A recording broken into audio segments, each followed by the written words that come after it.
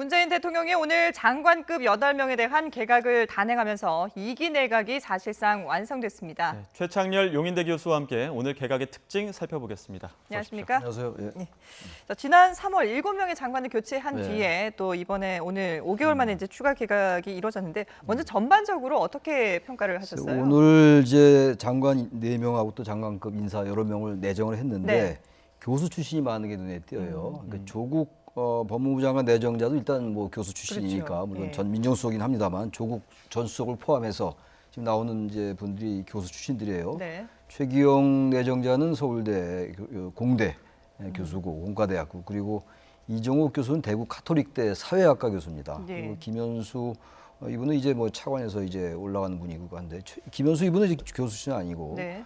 조성욱 공정거래위원장 내정자가 이제 최초로 여성으로서 이제 공정거래위원회 위원장으로 내정이 됐는데 이분은 이제 그 서울대 경영대 교수예요. 예. 은성수 금융위원회 위원장은 뭐 이분은 이제 관료 출신이고 그런데 아무튼 교수 출신과 이제 관료 출신들이 이렇게 포진했어요. 그러니까 대체로 지난 말씀하신 3월달에 개각된 이제 의원 출신들이 많이 들어왔죠. 발탁했죠. 예. 근데 이번엔 이 성격 자체가 예.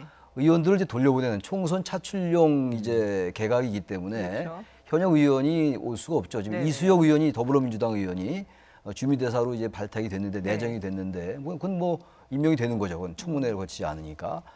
그분은 뭐 이제 현역이긴 합니다만 과거 이제 외교관 출신이기도 하고 국정원 1차장도 했기 때문에 정치인이 배제된 그러한 개각이라고 볼 수가 있을 것 같습니다. 예. 예. 가장 눈길을 또 끄는 인물이 야당의 공세도 예고돼 있겠지만 조국 법무부 장관 후보자입니다. 네. 오늘 오후부터 뭐 인사청문회 준비에 들어갔다고 하는데 소감부터 일단 들어보고 네. 다시 또 이야기 나눠보도록 하겠습니다.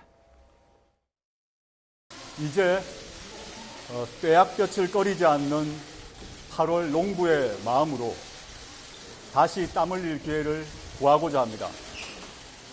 이후에 인사청문회를 거치고 문재인 정부의 법무부 장관으로 임명이 된다면 서해 맹산의 정신으로 공정한 법질서 확립, 검찰개혁, 법무부 혁신 등의 소명을 완수하겠습니다.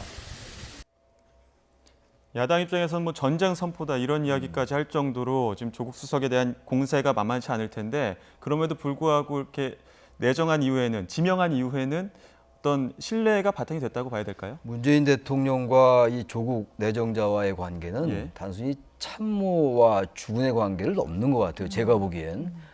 과거에 그 이성계와 정도전의 관계, 글쎄 비유가 너무 이제 뛰는 건지 모르겠는데 이성계와 정도전이 9살 차이였거든요. 예. 예. 근데 사실상 동지관계였어요. 전 제가 보기엔 그래서 문재인 대통령이 2012년도에 대선 때 이제 만났거든요. 인연을 처음 맺었고 지난번 이제 새정치민주연합 때 그때 당 대표할 때 이제 김상원 혁신위원회 위원으로 활약을 했어요. 조국 네. 교수가 당시 그런 이제 과정 속에서 조국 전 수석에 대해서 조국 내정자에 대해서 상당한 신뢰를 갖고 있는 건 물론이고 지난번에 그 취임 2주년 기자회견 때 문재인 대통령이 이 검찰 개혁 관련해 가지고 조국 당시 수석이었습니다만 써야 되겠다라는 그런 취지의 얘기를 했었잖아요. 예. 그래서 법제화를 완성시켜야 된다. 법제화가 되려면 그 검찰 개혁이 물론 국회의 법률에 의해서 되는 거라 하더라도 여러 가지 챙길 게 있다라는 그런 취지로 얘기를 했거든요. 이미 이제 예상이 됐던 인사인데 야당이 아주 그렇게 심하게 비판하고 그리고 반발함에도 불구하고 이렇게 내정한 것은 그만큼 신뢰를 바탕으로 하고 있습니다만 예. 검찰 개혁이나 공수처 설치 이런 부분에 반드시 필요하다고 생각하는 것 같아요. 그야말로 동지적인 연대 관계가 바탕이 되는 게 아니라는 생각이 드는데 네네. 문제는 지금 제1야당이 워낙 반발을 심하잖아요. 그렇죠. 지금 말씀처럼 전쟁 선포라는 단어까지 예. 나올 정도로.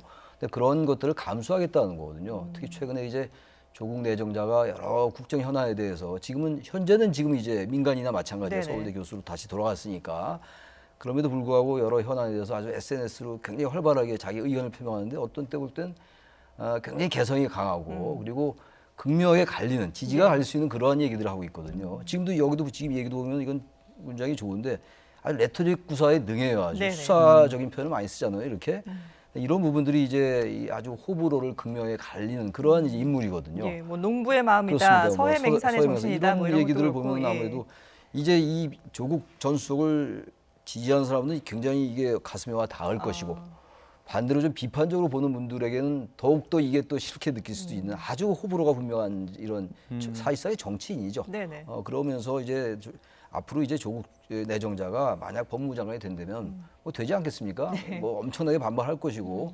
청문보고서 채택 여부도 뭐 사실 아직은 뭐 이른 얘기는 합니다만 네. 임명이 된다면은 이러한 것들 잘 고려해서 정권에 부담이 되지 않게 어쨌든 정치라는 건 상대가 있는 것이니까 예. 그랬으면 좋겠다는 생각이 듭니다. 예. 근데 지금 조국 그 내정자 네. 후보자에 대해서 사실상 정치인이다라고 말씀하셨는데 그래서 지금 총선 출마 가능성도 아직까지는 계속해서 얘기가 나오고 있거든요. 저도 그 가능성을 배제하기 어려울 것 같습니다. 아. 지금 뭐 이제 수석을 마치고 다시 서울대로 복직을 하고 예. 지금 서울대 학생들 사이에서도 말이 갈리잖아요. 그렇죠. 이렇게 예, 평가가 엇갈리고 있죠. 평가가 갈려요. 폴리페서다 아니다. 정치 계속 하는 게 좋다라든지 뭐 네. 이런 의견이 갈리는데 다시 또 이제 휴직계를 내든지 뭘 하고 나와야 될 거 아니에요. 예. 사표를 내든지 휴직계를 내든지 아마 사표 내지 않을 것 같은데 그러면 이제 총선에 사실 나가지 않는 게 맞는 거죠. 민정수석 했다가 장관 했다가 다시 총선 나간다? 그거는 잘 일반적인 문법으로 올 때 맞지 않는데 전 총선에 나갈 가능성을 완전히 배제하기는 어려울 것 같아요. 그리고 나중에 이거야말로 이런 얘기긴 합니다만 네. 여권의 대선 후보로도 얼마든지 본인이 생각하는 게 아닌가. 그렇지 않고서 이렇게 활발하게 어떤 현안에 대해서 그리고 지지층을 결집하는 예. 그리고 상당히 강렬한 표현을 쓰면서 현 정권에는 굉장히 우호적이지만 반대편 입장에서 볼 때는 아주 그 불편한 얘기들도 많이 하고 있단 말이에요. 예. 저는 이런 것들이 스스로를 정치인으로 자리매김하면서 향후까지 바라보는 게 아닌가. 이건 그야말로 평론적 관점에서 예. 그거 제 생각이 그렇다는 걸 근데 말씀드립니다. 현실적으로 봤을 때는 네. 사실 이게 지금 검찰 개혁이라든지 막중한 임무를 띠고 지금 이제 법무부 네. 장관으로 가게 되는 건데 시간상으로 봤을 때 과연 이런 개혁을 총선 출마 전까지 할 수 있을까 이런 부분도 또 좀 의문이 그 남긴 해요. 시간상으로는 그리고 이제 정상적으로 본다면 예. 장관이 된 다음에 다시 총선에 나가긴 쉽지 않을 거예요 시간표상. 예. 그러나 만약에 대선을 의식한다면은 그러한 이제 경력을 거치는 게 장관 그리고 의원 이렇게 거쳐 나가는 게 맞기 때문에 네네. 뭐 장담하기는 어려워요. 근데 그럴 가능성이 충분히 있다라고 보는 거고 내년 총선에서 어쨌든 조국이라는 인물이 갖는 상징성이라는 게 여전히 있단 말이에요. 그렇죠. 호불호가 갈리지만 예. 예. 그런 점을 이제 여건이 활용의 필요성이 있다면 할 것이고 그 정도 기용하지 않아도 총선에 등장시키지 않아도 무난하게 승리할 수 있다, 과반을 획득할 수 있다라고 네네. 본다면 또 달라질 수 있는 여러 가지 변수는 있을 것 같긴 그렇군요. 합니다. 예. 이제 또 한편으로는 장관급 예우를 받는 주미대사에 이수혁 네, 더불어민주당 의원이 발탁이 됐습니다. 국회의원 출신이긴 하지만 외교통이잖아요. 그렇죠, 그렇죠. 어떤 부분에서 또 발탁이 그러니까 됐다고? 주미대사는 단순한 대사로 보기에는 좀 이제 급이 다르죠. 예. 이른바 4강 대사 중에서도 주미대사가 갖는 이 비중이 대단히 커요. 예. 아시겠습니다만 과거 이제 그 뭡니까 김영삼 대통령 때 당 대표를 지냈던 이용구 전직 총리 같은 경우가 그때 김대중 정부 때 주미대사로 갔던 일이 있거든요. 네. 그만큼 주미대사가 갖는 비중이 큰 것이고 특히 이제 우리나라와 미국 간의 한미 동맹 문제 그리고 여러 가지 외교 국방 현안이 많이 얽혀 있거든요. 그렇죠. 어느 때보다도 뭐 예. 항상 그랬습니다만 네네.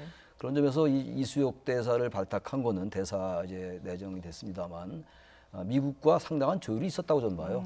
주미대사 문제는 미국이 깊이란 표현이 어떨지 모르겠는데 네.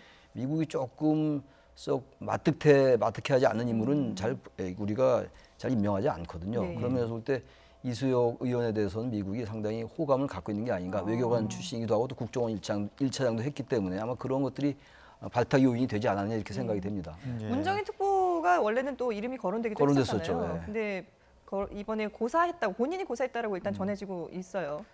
글쎄 대개 주미대사를 고사할 이유는 특별한 건 없죠. 뭐 개인적인 얘기가 나오긴 나오는데 아마 그러한 이유 때문에 저는 고사하지는 않았을 것 같고 제가 정확히 할 수는 없겠습니다만 문정인 특보가 이제 그동안 대통령 특보로서 한 발언이 학자로서는 대단히 소신 있는 발언들인데 예.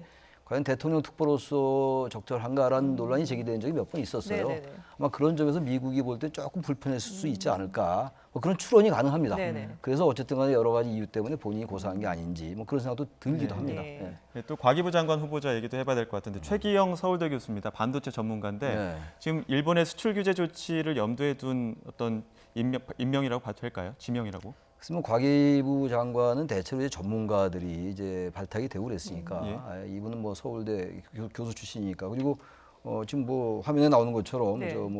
저런 기관 또 학회에서도 활동을 하고 이런 분이에요. 그래서 장관이 한 명이 누가 된다고 해가지고 일본의 경제보복 이런 것들이 뭐 좌우되는 건 아니겠습니다만 예. 적어도 그 부분에 정통하다면 뭐 나름 이제 그 일본의 경제보복 수출 규제를 뚫고 나갔는데 반도체 관련된 게 많으니까 이분이 예. 이제 전자공학을 전공한 분이니까 그런 점에서 도움이 될 수 있다라는 생각에서 발탁을 했다고 보여집니다.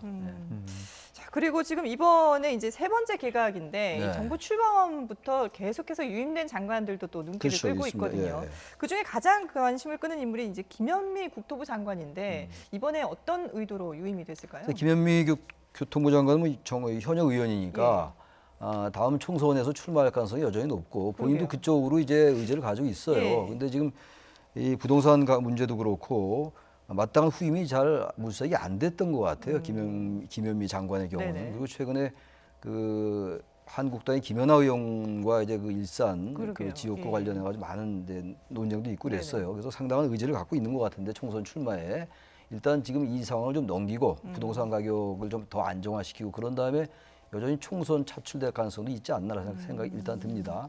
그리고 이제 강경화 장관이나 정경두 장관은 뭐 이제 이 문재인 정권 출범 초기에 같이 했던 인사는 아니에요. 정경두 네네. 장관은. 근데 정경두 국방장관과 강경화 외교장관은 이른바 이제 외교 국방 라인으로서 여러 문제를 많이 야당에서 제기했었잖아요. 네네. 최근에 여러 가지 그 무슨 안보에 관련된 사안들 때문에 그럼에도 불구하고 정경두 전 국방장관은 유임될 거라고 저는 예상을 했었어요. 왜냐하면 지금 현재 이 상황 속에서 해임을 시킬 것 같지는 않았거든요. 네. 그리고 설령 나중에 교체한다 하더라도 야당의 압박에 의해서 물러나가는 모습을 보이지 않겠죠. 그러면서 볼 때 이번에 강경화 장관과 정경두 국방장관은 외교 국방에 여러 가지 문제가 있는데 지금 이 상황 속에서 교체하는 게 적절치 않다는 시기가 판단 아직은 때문에 아니다. 예. 유임시켰다고 보여집니다. 예. 예, 유은혜 사회부총리 겸 교육부 장관 역시 이번 개각에서 이름이 빠졌는데 이 부분 뭐 자사고나 이런 현안들이 있어서일까요? 윤회 부총리도 뭐 이제 얼마 안 됐죠. 네. 임명된 청문회 통과한 지 얼마 안 된 청문회 통과는 아니었죠. 어쨌든 임명이 된 지 얼마 안 됐는데 교육 현안이 많이 있죠. 좌사고 문제도 있고 그래서 윤회 부총리도 이제 내년에 출마를 생각을 할 거예요. 정치인들은 장관은 잠시 거쳤다 가는 것 그리고 국회의원 뭐 이런 공식들이 좀 있잖아요. 예. 그래서 이제 지금은 이번에는 이제 유임이 됐지만 언제든지 또 갈 수도 있을 것 같은데 이번에 개각의 특징은 지나치게 대폭 개각을 통해서 뭔가 이렇게 무슨 문제를 야기하기보다는 좀 안정적인 데 초점을 맞춘 것 같아요. 그래서 예. 교수나 관료 출신을 등용한 것도 그렇고 어떤 파격적이고 상징적인 그런 개혁적인 인사라기보다는 좀 뭔가 안정적인 어떤 내각 교체가 아니었는가 이렇게 예. 좀 판단할 수 있을 것 그 같습니다. 청와대 대변인도 이번 이기 개각으로 이기 정부가 이제 안정화됐다, 사실상 완성이 됐다라는 그렇게 표현을 봐야 했기 되겠죠. 때문에 예. 그런 부분에 아무래도 중점을 두고 중점 둔것 같아요. 예, 인사의 낸 면면도 거니까. 그렇고 예, 출신도 예. 그렇고 그렇게 볼 수 있을 것 같습니다. 알겠습니다. 네, 안정적인 전문가 위주의 개각이라는 총평까지 들어봤습니다. 지금까지 최창렬 용인대 교수와 함께 오늘 개각의 특징 살펴봤습니다. 잘 고맙습니다. 들었습니다. 네, 고맙습니다.